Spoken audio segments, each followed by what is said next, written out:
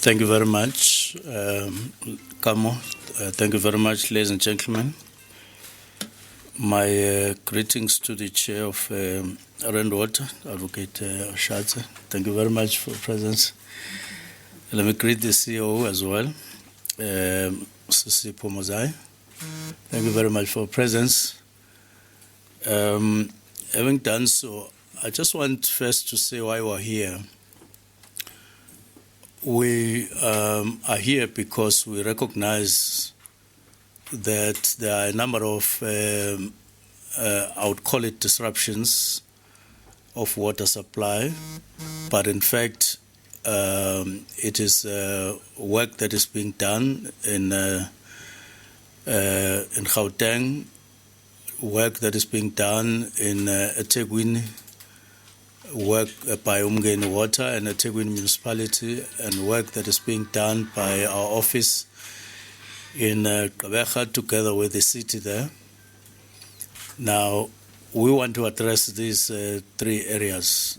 As far as Umgeni is concerned, as far as Rand Water is concerned, we are in continuous conversation with the board. The chair and the CE are here.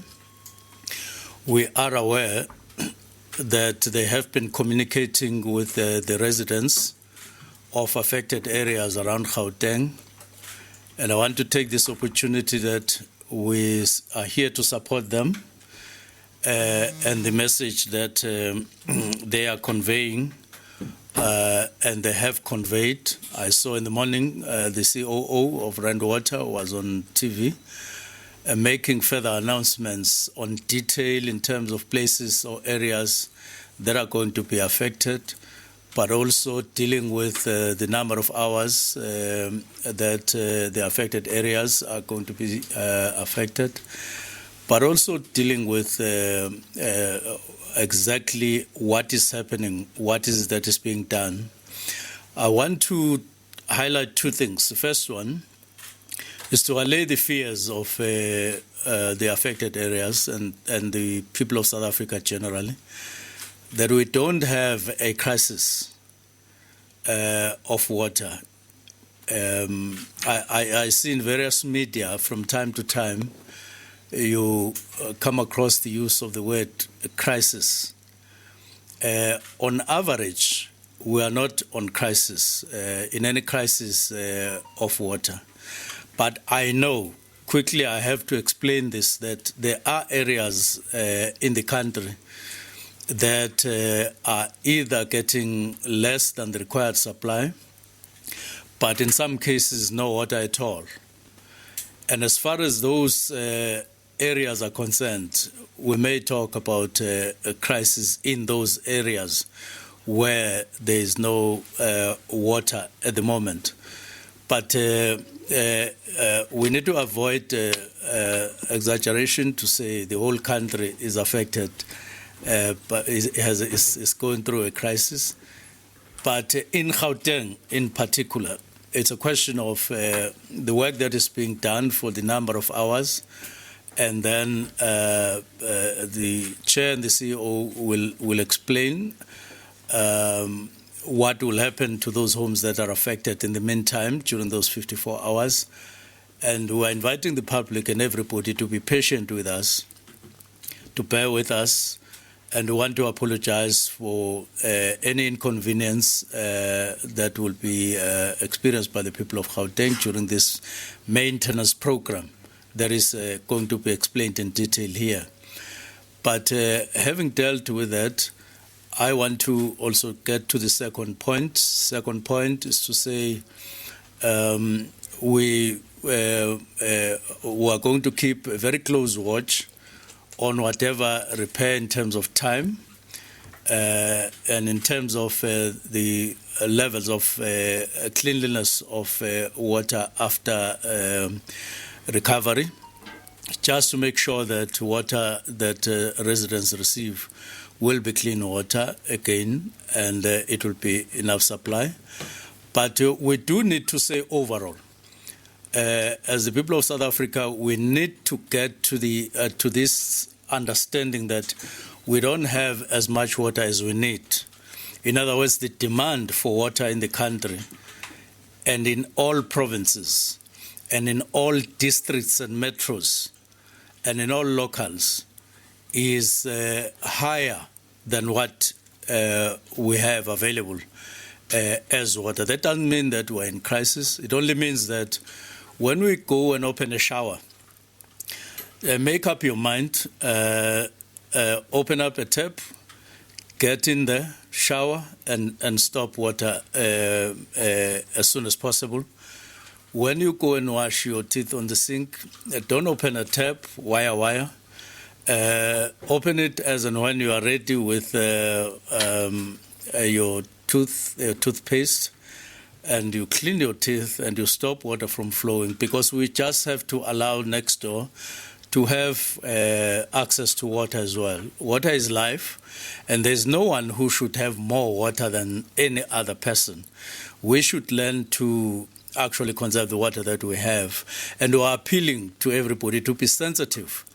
We're appealing to everybody to really be considerate in terms of the use of water. We're doing this because we know we're dealing with a very sensitive matter, a matter that gets you immediately emotional when you can't have access to water. You become very emotional because you are now ready to shower or to wash or to do anything, and there's no water from the system. And we're very sensitive to that. So to all the residents of Gauteng, we apologize, but we will explain in detail. I want to move on to eThekwini. eThekwini, the issue is once more repairs that are being undertaken by Umgeni Water Board. We have on standby, virtually linked to this platform, the chair of the board of Umgeni. We had a chat, we had a conversation in terms of the work that they are doing in part of Durban. They are working hard. We're going to monitor them until they are able to finish the work or complete the work that they are doing. It's an issue of repairing a pump. They have sent people, a team of experts, to go and assess the pump in Durban Water Heights, and they will then get the outcome of the assessment, and once they are sure of the assessment, they will then start acting on the outcome of the assessment and the work that needs to be done in that particular pump. And as a result, a number of places are affected, including Umlazi, Phoenix, and a number of other areas in between. We apologize to the residents of eThekwini, particularly those that will be affected and therefore will be getting reduced water. And we're talking about reduced water. It's not a question of no water at all. If any household experiences a complete cut, please contact the relevant authorities in eThekwini. We're in touch with them. They sent us a statement that they issued to the residents explaining the problem. We appreciate what they have done, both eThekwini and Umgeni Water. We are backing them up. We are supporting them all the way, and therefore appealing to the residents on their behalf to be patient with them. And as soon as the problem is known and has been ascertained, we will start working on them, and they have our full support in doing that, and it will be done within the shortest possible time. We must apologize for the inconvenience. Down in Gqeberha, there it's a threat that is coming with regard to the city of Gqeberha and the people. At the moment, there is water, but it's restricted water that people are getting there, far less than what they are used to, and we would want to appeal to them to be patient with us. But what we are working on in Gqeberha specifically is to ensure that water doesn't stop to flow. There was a threat, media threat, by end of November, beginning of December, that there may be no water at all in the city. It's not the case.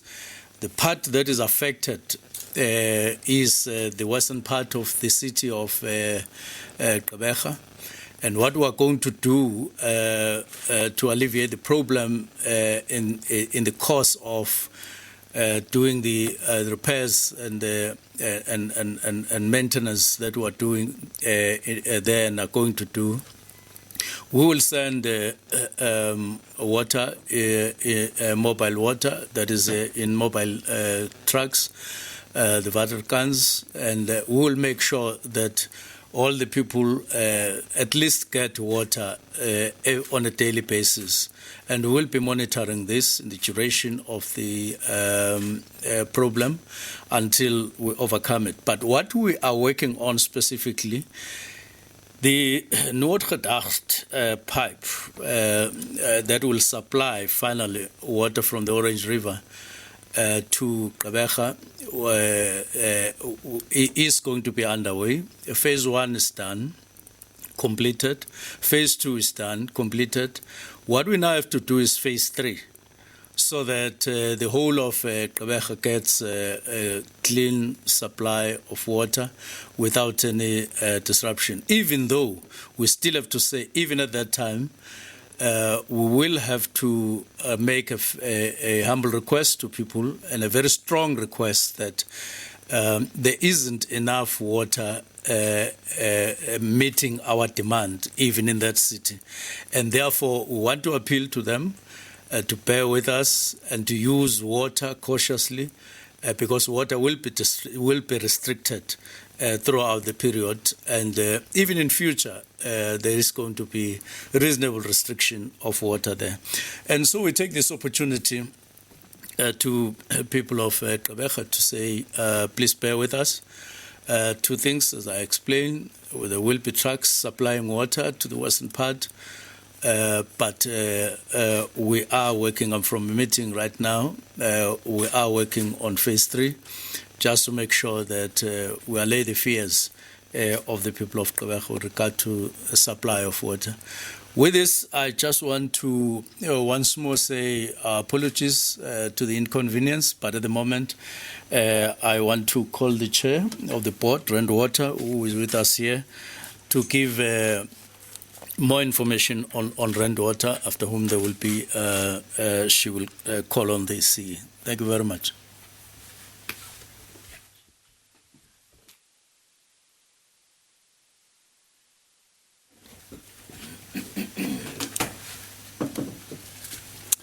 Thank you, Minister, and good afternoon, ladies and gentlemen, and colleagues, and good afternoon to the viewers and listeners at home. And thank you for giving us the opportunity and the time to explain to you in more detail. I know the matter has already enjoyed quite a bit of coverage, but thank you for giving us the opportunity to explain in more comprehensive detail the reason for why there may be interruptions in your supply of water if you are in Gauteng and in the area that is affected. As we do planned maintenance as Rand Water, and undertake augmentation activity on our pipeline, which the Chief Executive will speak about in greater detail just after I step down here. This is a planned program. It's quite an extensive program. Sometimes when we undertake parts of the program that we're busy with that, is lasting actually quite a few years, our capital program, our renewal program, you don't even feel it or you don't even see it. But the part that is being undertaken at the moment is so extensive that it does require this kind of communication, because it may impact businesses and citizens in Gauteng. It is important to stress that Rand Water operates quite an intensive environment, an asset-intensive environment. That is to say, we have large infrastructure, pipelines, purification stations, pumps, valves, very, very large infrastructure that I think in the CE's presentation you'll be able to see just how big the Rand Water network is. But the important thing about that infrastructure and that asset base is that it requires regular maintenance. If we don't maintain it, then it will fail.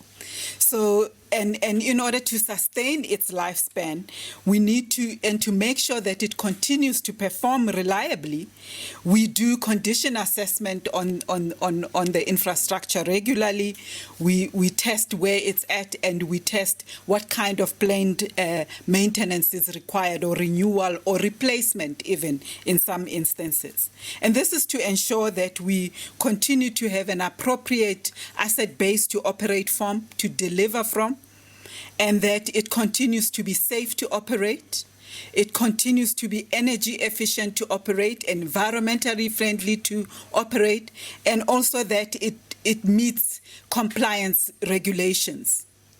Any major piece of machinery or equipment, when you buy it, you get information about how you must operate it and how you must maintain it.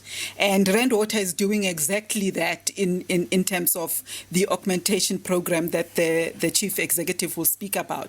But more than that, more than just maintaining the existing infrastructure, very often we also have to look forward and consider the growth that is happening in our area of supply, growth in terms of population growth, business growth, and other kinds of developments that may be happening that would require that we change our methods and our capacity in order to be able to meet that growth or that change in demand. So all these are very important things to understand and to ground the work that is happening at the moment. The most important thing, this is regular, this is planned, this is not a failure of the infrastructure. This is something that we have been planning to do for a while, and we have been talking to our customers, our direct customers, the municipality, for a while about planning and timing this activity that the Chief Executive will be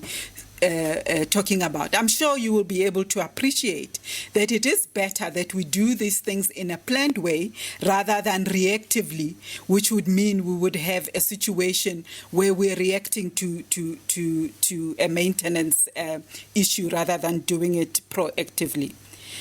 Minister, I have been assured that our customers, the municipalities, have been fully briefed and consulted, and you will appreciate that a program of this scale cannot be undertaken by Rand Water acting in a silo all by itself.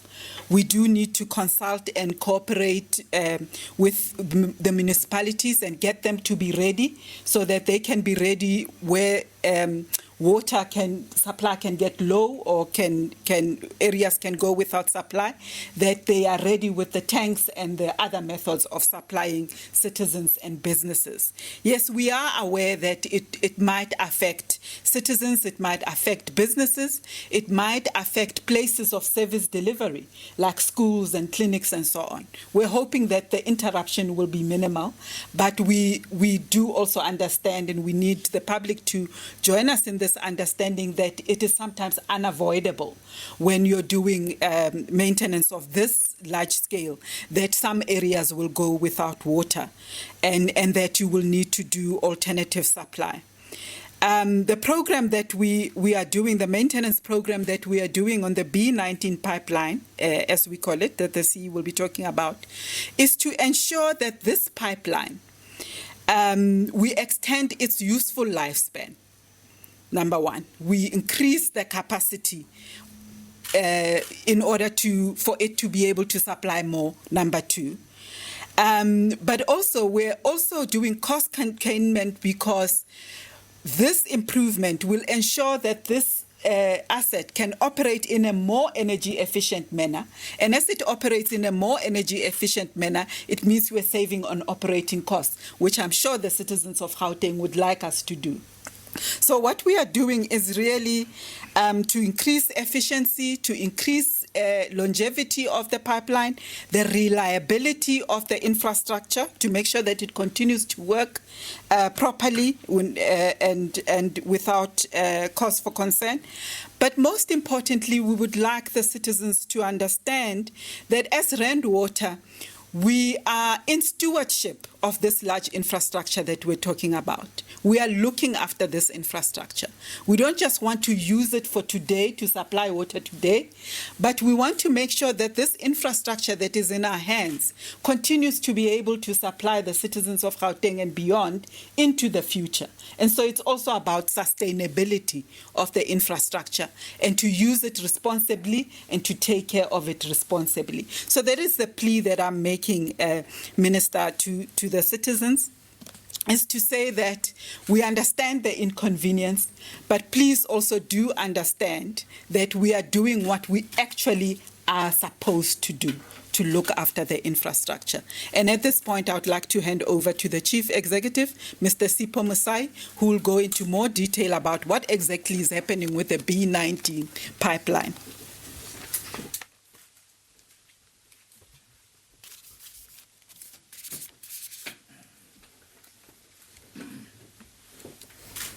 Thank you, Chair. Good afternoon, Minister, ladies and gentlemen, and viewers at home. As the Chair and the Minister have indicated, the object of my presentation is to just provide details of exactly what we're doing, where we're doing, how we're doing, and when do we anticipate to complete it, and part of some of the information we have already shared with our consumers in our area of supply. So the presentation is very quick, 10-slide presentation, just gives an indication of exactly also where are we, and indeed if we are on schedule, and when do we anticipate to actually finish with the maintenance that we currently have started at exactly 5 o'clock this morning. Just want to get the presentation moving.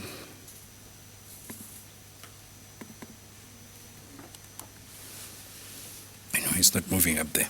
But be it as it may, I just wanted to just share with you how complex this system is that we are operating as rainwater. Could we have somebody assisting to just ensure that that moves? I think it would be a very interesting piece of information for viewers to see at home.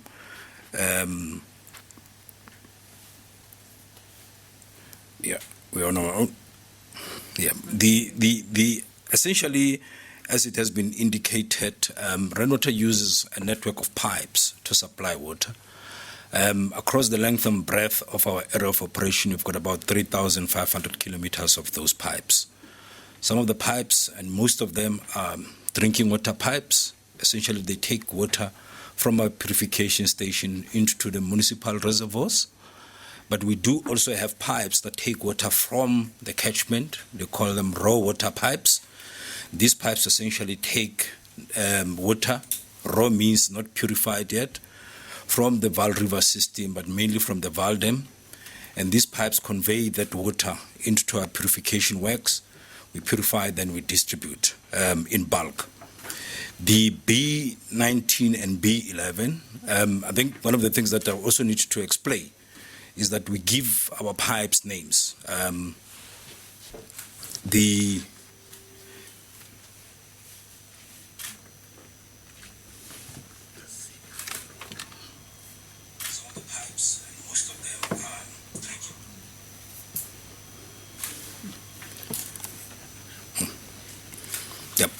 What is trying to sort that out. So what happens is that we give our pipes names. So the B11 is a name and a surname of a pipe. So the pipes that are taking water from Vereeniging into the areas of our supply, there are A lines. The pipes that are taking water from our Zekerbosch treatment works into our pipe network are B lines. The pipe that we're talking about now, which is B19 and B11, these are the pipes that are taking water to one of our purification works, which is Vereeniging. We've got two of them. We've got Zekerbosch, which provides 2/3 of our water supply, and Vereeniging that provides only 1/3 of our supply. On average, we supply about 4,600 million liters of water a day. Vereeniging supplies 1/3 of that. So this B19 and B11 only takes about 600 million liters of raw water into Vereeniging. So what we're talking about only the maintenance of a pipe that will affect only about 13% of our purification works. So I repeat again, and this is extremely important. This is not the entire shutdown. This is not the closing of, this is not the cutting of water. We supply 4,600 million liters of water a day. We are only taking out 600 million liters of a day. That is why most of the areas this morning that may be affected by water still had water, precisely because it's not a complete shutdown, it's a limited shutdown of a pipe that takes water into one of our purification works, and indeed there are other many pipes that do exactly that. That is why it is really not a cut-off and a shutdown. So essentially what we're also wanting to do, or perhaps in fact not also, but the first thing is that what is this thing B19 that we're talking about? As we speak, we have a pipe called B11, takes water to Vereeniging.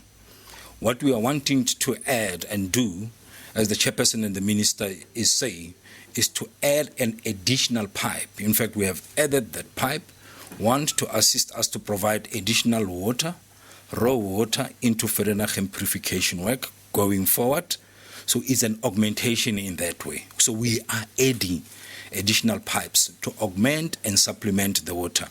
We all know that South Africa is looking at various developments, and none of those developments can really take place if there is no water. So the first and most important thing is that this B19 is intended to augment.